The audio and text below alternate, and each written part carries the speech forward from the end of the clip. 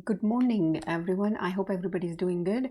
We are working on 1.10 modeling with function, which is all the word problems we're going to deal with. Before we start, please make sure you subscribe my channel and leave a comment below. I subscribed. I will reply to your comment personally, and please like my lessons. Thank you. Modeling with functions, like we deal with word problems, like many real world problems involve excuse me, many real world problems involve constructing mathematical models that are functions. In constructing such a function, we must be able to translate a verbal description, this is a verbal description, into mathematical representation. That is a mathematical model. Now, what I just said, you're going to read a question several times, then read each sentence very carefully and change every sentence into mathematical representation. Okay, like change it into math if you can. If you can't, that's okay. Okay, just move on and see wherever you can change it, change it. So let's read this. You are choosing between two texting plans. Plan A has a monthly fee of $15 with a charge of 8 cents per text. Plan B has a monthly fee of $3 with a charge of 12 cents per text. Express the monthly cost for Plan A, F as a function of the number of text messages in a month, X. So I read the question. You can read it 2 or 3 times if you don't get it the first time. Let's read each sentence and see if we can change it into mathematical representation. You are choosing between two texting plans. There is nothing to change into math. I mean, there are 2 plans. Plan A has a monthly fee of $15. What is monthly fee of $15? That $15 is a fixed amount. It doesn't change. Like, it doesn't matter how many texts you do in a month. This amount will change, but not this one. No matter how many texts you do, you have to pay $15. Okay, so that's a fixed amount. So I'm going to underline this, and I would say that's fixed. Okay. Now, 0.08, which means 8 cents per text. This per is important. Per means always multiplication. This multiplication is between what? 8 cents in a text. What is text? If you read the whole question, this X is a text. See, as a function of the number of text messages in a month. So this is my text messages. So, which means 8 times X. Okay. So let's do the plan A first, and they said use a function f. So f of x, right? F of x equal $15 is a fixed amount. That's my per text. So anything with the variable, I always put it first because I have in my head y equal mx plus b. So slope with the x always comes first, and that's what I'm going in order. So 0.08x plus 15. Okay, this 15 is a fixed amount that we talked about, monthly fee. Okay, so I'm done with this part, plan A, and I'm going to write this. That's plan A. Let's go back to the next one. Express the monthly cost for plan B, G as a function of number of text messages in a month. Everything else is the same, but now we are doing plan B, X, and G. So it means I'm going to do G of X.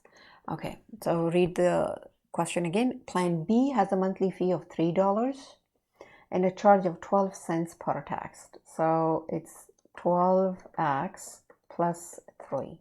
And this is my plan B. Okay, let's go back for the next. For how many text messages? For how many text messages, which means they are looking for X, will the cost of the 2 plans be the same? Same always means the 2 plans, like A and B I'm talking about, be the same means equal. They're equal each other. So I'm going to make them equal each other. Monthly cost of plan A was 0.08x plus 15 must be equal to monthly cost for plan B, which is 0.12x plus 3. Okay, now let's solve this. then we would be able to get this x, which are the text messages. So what I'm doing, I like my variables on the left side. Okay, so if you want to move this 8x here, 0.08x here, you can do that. I'm going to move the 0.12, 0.12x minus 0.12x. They cancel out, and I'm left with negative 0.4x. Okay, so I'm left with 0.04x, and I still have that 15, and I still have that 3. Now subtract 15 both sides, because you know I like the variables on the left. So 15, they cancel out. I'm left with negative 0.04x equal negative 12. Now you divide negative 0.04. Why I'm dividing? Because I have to make the x by itself isolated. So I have to get rid of 0.04, negative 0.04. And since they are multiplying both x and 0.04, so the opposite operation is going to be division. So they cancel out, and I'm left with negative 0.04. So the answer is x equal, when you divide 12 by 0.04, you know that's positive, turn positive. So I'm left with x equal 300. So the cost for the 2 plans will be the same with 300 text messages. So these are 300 text messages. Okay, so that's my answer for the, and that's what they were asking. Okay, now let's do another part of this question. F and G are linear functions. Yeah, we can tell mx plus b, mx plus b. We can interpret the slopes and y-intercept as follows. Like, how do I, for example, I have f of x, I'm going to write there. This is 0.08x plus 15. And that one was, what was the other one? G of x equal 0.12x plus 3. So the question is asking, interpret like you tell them in words, what is slope means in here and what is y-intercept here. So if you guys really pay attention here, this is my slope. Okay, the slope indicates that the rate of change, you know, this is changing. Okay, if I'm using how many text messages, this rate is going to change. So rate of change in the plans cost is 8 per text. So this is my slope. Okay, that's my slope. I can write it down here. Slope indicates the rate of change. Rate of change in the plans,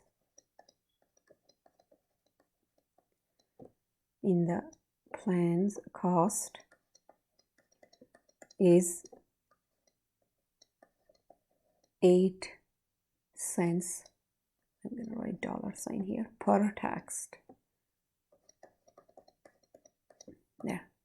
Okay, so then what is y-intercept? This is my y-intercept. Y-intercept is always something, it's a starting cost, it's a fixed amount, doesn't change, initial amount, whatever words you want to use them. Okay, so this is my y-intercept, this 15. Y-intercept, which is my starting cost.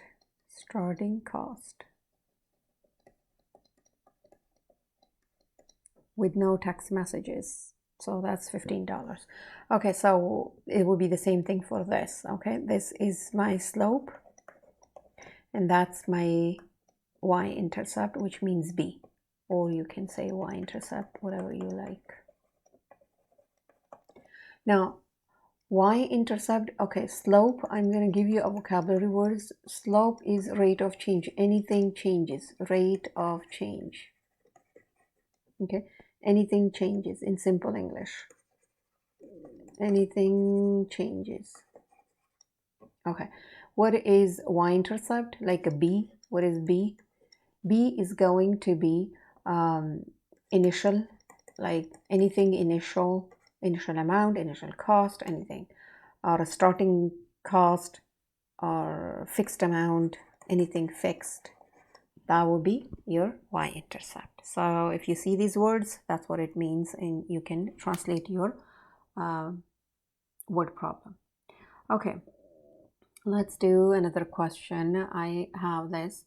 A machine produces open boxes using rectangular sheets of metal measuring 15 inches by 8 inches. So this is the diagram that you guys can see.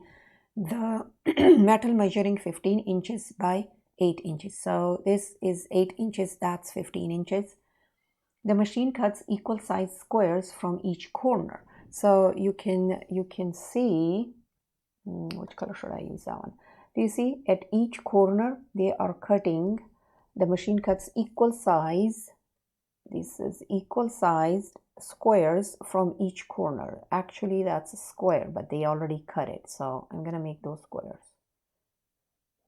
Okay, these are the squares that machine cut, equal size. Then it shapes the metal into an open box by turning up the sides. So when you cut these four sides and you which means if you cut these squares like equal size, so they're turning up the sides, these sides, and making a box. Express the volume of the box, in cubic inches. You know, volume is always in cubes, cubic, as a function of the length of the side of the square cut from each corner acts in inches. So now, for example, let's start with another shape. Like for example, that's 15 inches and that 8 inches, right? This whole thing is 8, that whole thing is 15. Now when they cut these squares in the corner, right, this, like this shape, when we cut these squares, each of this square, this side is x. Since they said it's equal size, so all the sides of the square, when I cut the square, each side is x because it's a square. Square has all sides the same. So these are all x's. So now what is my length and my width of the box? Because since I already cut those squares, so I'm gonna go 8 minus 2 x's because I have these 2 x's which we cut them, and I have 15 minus these 2 x's, and that's how the box look like. And the height of the box, since we cut this, that was x. Now 15 minus 2 x's, because the 2 x's, the corners, the squares are already cut off. So when cut off, you subtract. Okay, so since they're asking a volume of this box, what is the volume formula for the rectangular solid? It's volume equal, you guys have to memorize these formulas, length times width times height. Okay, so I'm gonna plug in whatever I have for the length, width, and height. So I have volume equal, the length is 15 minus 2x, parentheses, times the width, which is 8 minus 2x, and you have to put the parentheses so you can tell what you are multiplying, and it's a binomial, like 2 terms. And then I have a height, which is an x. Okay, so this is the expression, and they didn't tell me to solve the problem. If you pay attention, express the volume of the box V in cubic inches as a function of the length of the side of the square from each corner x in inches. So I gave them the formula. Okay, I don't have to solve it, they didn't ask for it. Okay, so let's do another example.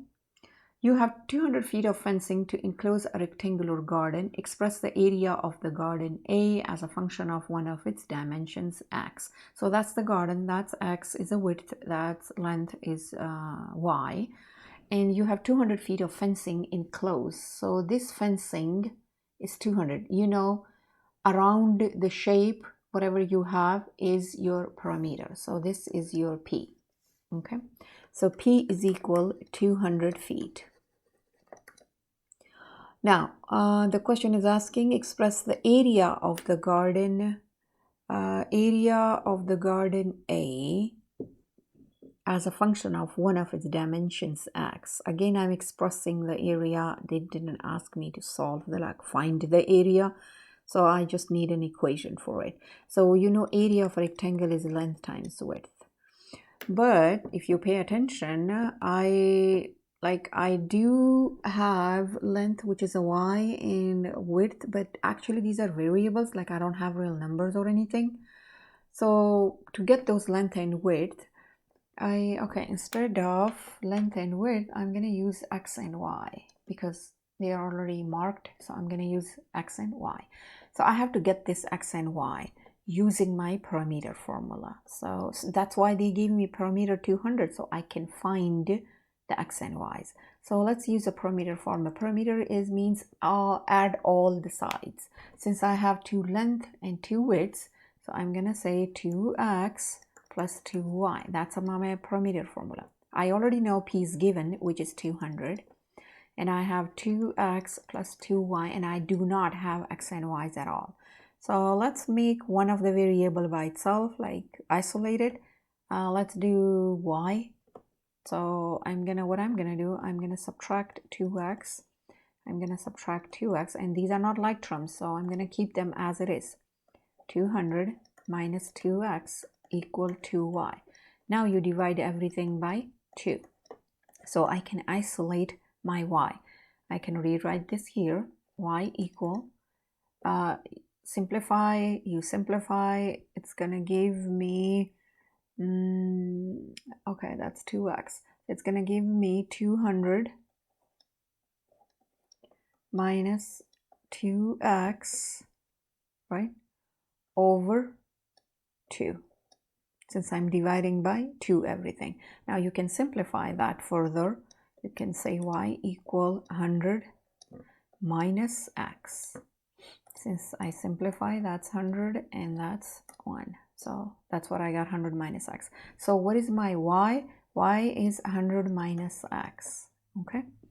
Now, what else we need? For the x, we can figure it out that now since we have the same variables right there. So I'm gonna plug in this y value in my area equation, which is a equal, x is gonna stay as an x, and y we replace it with 100 minus x. Okay, so that's what I got. Now what else I can do here? So since they said express the area of the garden A, like just express it like just an equation, not find the area. So I'm going to go A equal, I can solve this further. It's going to give me 100x minus x squared. I distributed x with both of them.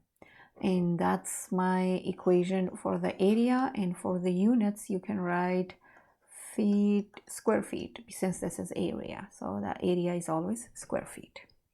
So that's how we figured out that one. Okay, so now I can, if you really need help with word problems, guys, like really the basic even, then go to my playlist, basic math and pre-algebra, and there would be unit 2, which I will be uploading really soon. I mean, probably today, or I will upload it. So I will check for that, and that one is really explaining in detail how to do word problems. Okay, if you still have issues with it, please like my lessons. Thank you so much, and subscribe.